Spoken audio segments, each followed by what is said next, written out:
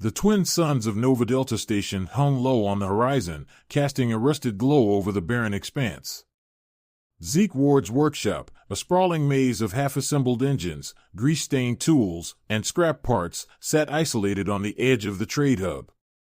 It was a haven for broken machines and the desperate souls who owned them, though neither usually stayed long. Zeke leaned over a battered mining drone, his hands deftly maneuvering a hydrospanner. The air smelled of scorched metal and engine coolant. It was quiet just the way he liked it. Until the sky tore open. A sharp, ear-splitting sound echoed across the desert as a sleek black ship roared overhead. Its hull shimmered like liquid obsidian, shifting hues under the light of the twin suns. Zeke straightened, shielding his eyes as the craft wobbled, smoke trailing from one of its engines. It veered dangerously, skimming the tops of his scrap piles before crash-landing just outside his workshop with a deafening thud. "Well, that's new," Zeke muttered, tossing the hydrospanner aside. He grabbed a plasma wrench from his bench, more out of habit than necessity, and cautiously approached the downed ship. The vessel was unlike anything he'd seen before, streamlined, with sharp, alien contours. It was too small for a military cruiser, but far too advanced to belong to any trader or smuggler he'd encountered. The hull bore scorch marks, likely from weapons fire. Before Zeke could inspect further, a hatch hissed open, and a figure emerged. Cloaked in a tattered, ash-stained robe, they stumbled out, clearly disoriented. Zeke tightened his grip on the wrench. "Hey, you all right?" he called. The figure froze at the sound of his voice, then turned toward him. Zeke barely had time to react before they raised a hand, and a bright blue blade of energy flared to life a plasma dagger. "Stay back," the figure barked, their voice commanding but shaky. "I mean it." "Whoa, easy." Zeke held up his hands, taking a cautious step back. "I'm not looking for trouble. You crash-landed on my property. Just wanted to see if you're alive." The figure hesitated, then lowered the weapon slightly. "My ship. Can you fix it?" Zeke tilted his head, sizing them up.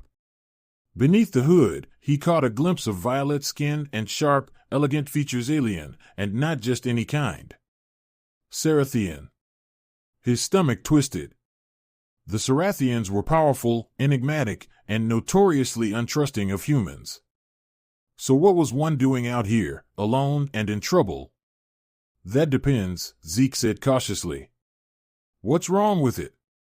"Engines. Power core. I don't know, just fix it." The figure's tone was sharp, but the desperation in their voice didn't escape him. All right, Zeke replied, gesturing toward the open workshop. "Get it inside, and I'll take a look." The figure hesitated, then nodded. As they climbed back into the cockpit, Zeke noticed how their hands trembled, their movements unsure.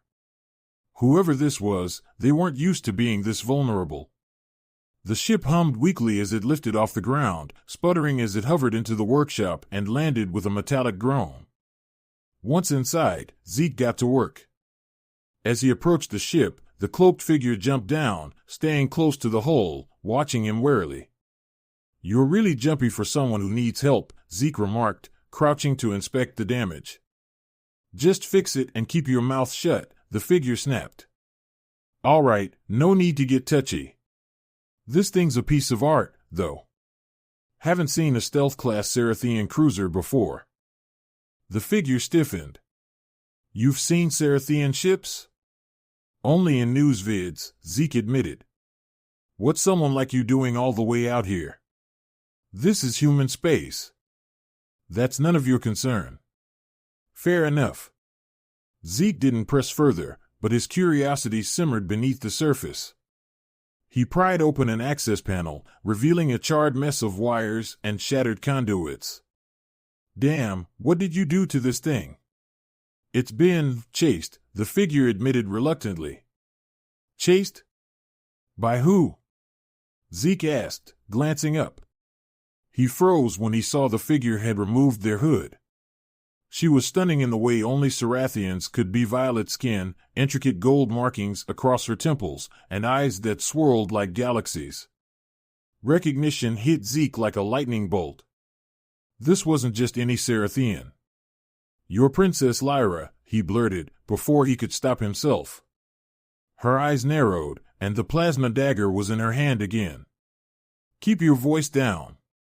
Zeke raised his hands again. "Hey, relax. Not every day I have royalty in my workshop, that's all." "I'm not here as royalty," Lyra snapped. "And if you value your life, you'll forget you ever saw me." Zeke stared at her for a moment, then chuckled. "All right, Princess. Whatever you say." Lyra groaned, pinching the bridge of her nose. "Just fix the ship." "You got it." Zeke returned to his work, but questions swirled in his mind. What was a runaway Sarathian princess doing in human territory, piloting a stealth cruiser riddled with battle damage? And what kind of mess had she dragged onto his doorstep? As he worked, the answer became increasingly clear: Lyra's problems weren't going to stay hers for long. The hum of diagnostics filled the workshop as Zeke pored over the intricacies of the Sarathian cruiser. Its systems were unlike anything he had ever encountered: layered energy conduits, adaptive shielding, and what looked like a hybridized hypercore that dwarfed standard human tech. It was a marvel, but it was also a nightmare to repair. Princess Lyra leaned against the workshop wall, her arms crossed as her eyes darted between the door and the windows.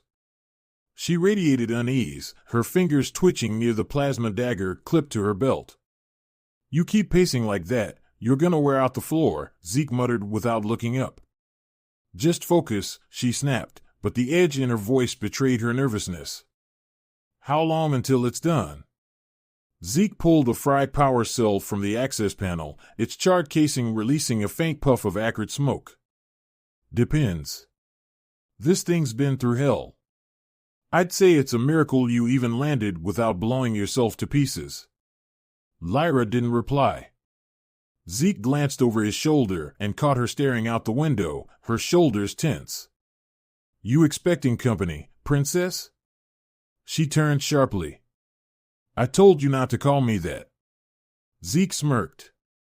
"Right. What should I call you then?" "Your Highness?" "Ma'am?" "Just Lyra," she said, exhaling heavily. "And no, I'm not expecting company. But that doesn't mean they won't find me." "They?" Lyra hesitated, her eyes darting away. "It doesn't matter. Just get the ship fixed." Zeke narrowed his eyes but didn't push. He'd seen her type before: not royalty, but people on the run. Desperate. Cornered. They all carried the same wary edge, like they were waiting for the moment someone turned on them. He wasn't about to be that someone. As the cruiser's onboard AI began cycling through its self-repair protocols, a low chime alerted them. A translucent hologram flickered into existence over the console, displaying the ship's internal systems. Among the diagrams and status updates, a glowing red icon caught Zeke's attention. "What's this?" he muttered, tapping the hologram. "Don't touch that." Lyra snapped, but it was too late. The display expanded, revealing a heavily encrypted data packet buried within the ship's memory banks. Lines of alien text scrolled across the screen. Zeke frowned. "This doesn't look like part of the ship's systems." "Did you upload this?" Lyra stiffened, her face hardening. "It's nothing." "Ignore it." "Nothing?" Zeke tapped the packet again, and the display shifted, revealing fragments of military schematics and coordinates. He whistled. "Looks like Dominion war plans to me." "You've got classified intel in here, Princess. Care to explain why?" "Shut it off," Lyra demanded, stepping forward. Her voice was sharp, but her hand trembled as it hovered over the console. Zeke turned to her, crossing his arms. "Look, I've been in enough scrapes to know when someone's in deep. And this? This is real deep. What did you do?" Lyra glared at him, but the fight in her eyes faltered. She exhaled shakily and slumped against the wall, her regal composure cracking for the first time. I stole it. Zeke blinked. Stole it? From who? From my father, Lyra admitted, her voice low. From the Dominion. The Dominion? Zeke leaned back, his heart sinking. The Cerathian Dominion wasn't just any alien empire, they were the largest and most ruthless force in the galaxy, with fleets capable of obliterating entire planets. And now they're chasing you. Not just them, Lyra said bitterly. My father sent assassins, bounty hunters, anyone who will get the job done. I stole this data because I had to. The Dominion's planning something in expansion into neutral star systems. Earth is one of their targets. Zeke's jaw tightened. Earth? You mean my Earth? Lyra nodded. They'll call it unification, but it's conquest. I thought if I exposed the plan, I could stop it. But I underestimated how far my father would go to protect his empire. Now I'm stuck out here, and if they catch me, I'm dead. Zeke ran a hand through his hair, his mind racing. He wasn't a soldier or a politician. He was a mechanic. Getting tangled up in intergalactic warfare wasn't part of the deal.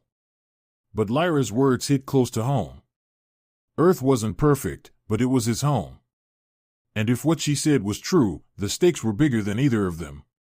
You could have just handed this to someone else, Zeke pointed out. Why not give it to the rebels or the Galactic Council? Lyra's laugh was hollow.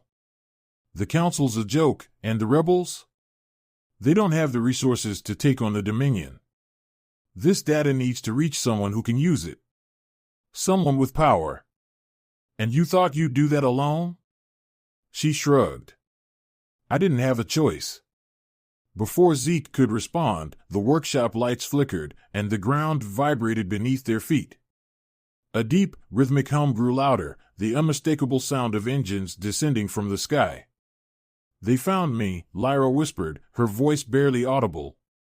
Zeke sprinted to the window and saw 3 sleek Cerathian interceptors hovering outside the workshop, their black hulls gleaming ominously. The lead ship's comms array crackled to life, projecting a booming, metallic voice into the workshop. Lyra of the Dominion, the voice announced. Surrender the stolen data, and you will be spared. Resist, and we will destroy you. Zeke turned to Lyra, who had already drawn her plasma dagger. Her face was pale, but her eyes burned with defiance. I'm not going with them. Didn't think you would, Zeke said, grabbing a plasma rifle from his workbench. He didn't know much about fighting off alien bounty hunters, but if Lyra was staying, he wasn't about to leave her to face them alone. The interceptors began to charge their weapons, the hum rising to a deafening pitch. We've got about 30 seconds, Zeke said, checking the rifle's charge. What's the plan, Princess? Lyra gritted her teeth, gripping her dagger tightly. We fight. The workshop trembled as the Cerathian interceptors outside opened fire. Their laser cannons lit up the twilight sky, scorching Zeke's scrapyard and sending chunks of metal flying in every direction. Sparks flew from the ceiling as beams of red-hot plasma tore into the walls. Zeke ducked behind a stack of engine parts, his heart pounding. Lyra crouched beside him, clutching her plasma dagger. Her violet skin glistened with sweat, and her galaxy-filled eyes were locked on the chaos outside. They won't stop until we're dead, she said, her voice tight. Zeke shot her a sideways glance. Thanks for the morale boost. Got any other bright ideas? She didn't reply.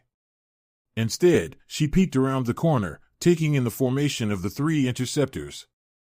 They hovered just beyond the workshop's perimeter, their weapons trained on the structure. Ground troops, clad in sleek Cerathian armor, disembarked from one of the ships, advancing in a tight formation.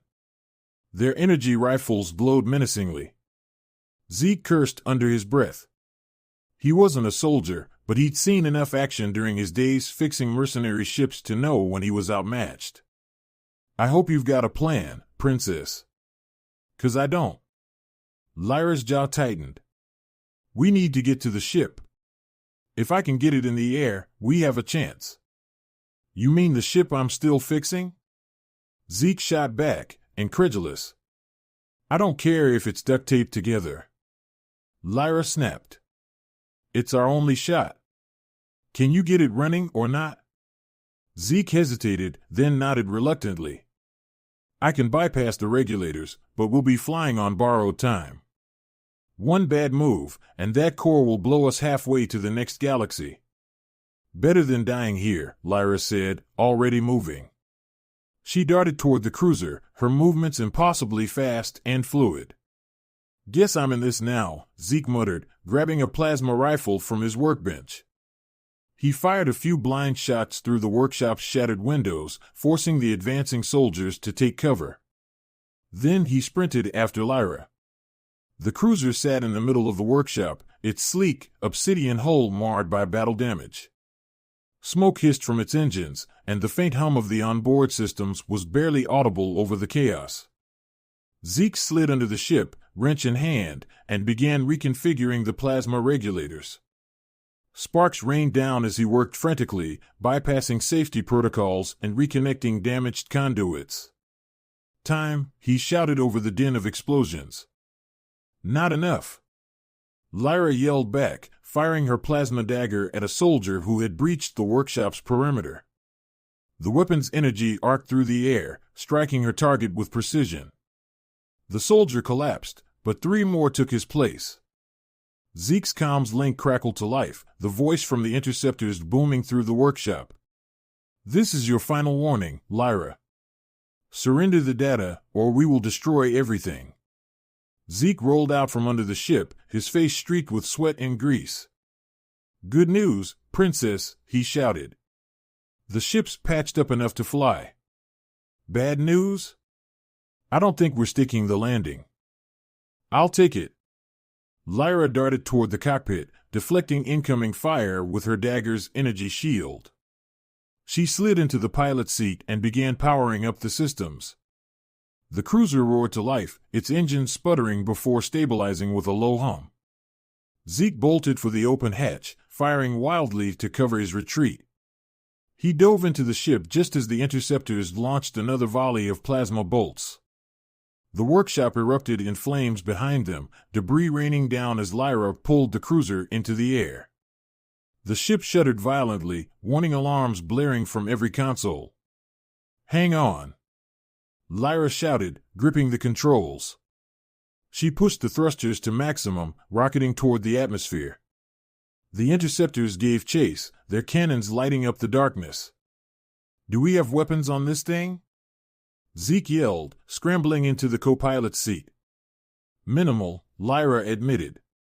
She tapped a console, and the ship's rear cannons fired a burst of plasma at their pursuers. One of the interceptors was hit, spinning out of control before exploding in a fiery blaze. The other 2 tightened their formation, firing relentlessly. Minimal? Zeke barked. You call that minimal? Less complaining, more shooting. Lyra barked. Zeke grabbed the controls for the secondary weapons, firing wildly. One plasma burst grazed an interceptor, forcing it to veer off course, but the other stayed locked on their tail. This one's persistent, Zeke muttered.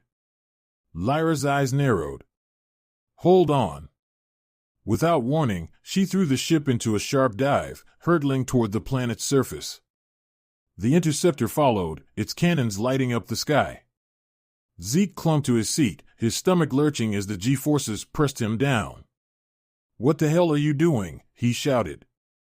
Trust me. Lyra snapped.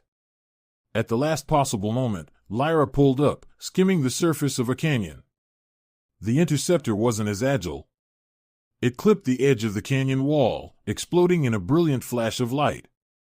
Zeke exhaled shakily, his knuckles white from gripping the console. Okay, I'll admit it. That was impressive. Lyra smirked, but her relief was short-lived. The cruiser's systems flickered, and an ominous alarm began blaring. The hypercore's overheating, she said grimly. That last maneuver pushed it too hard. So what now?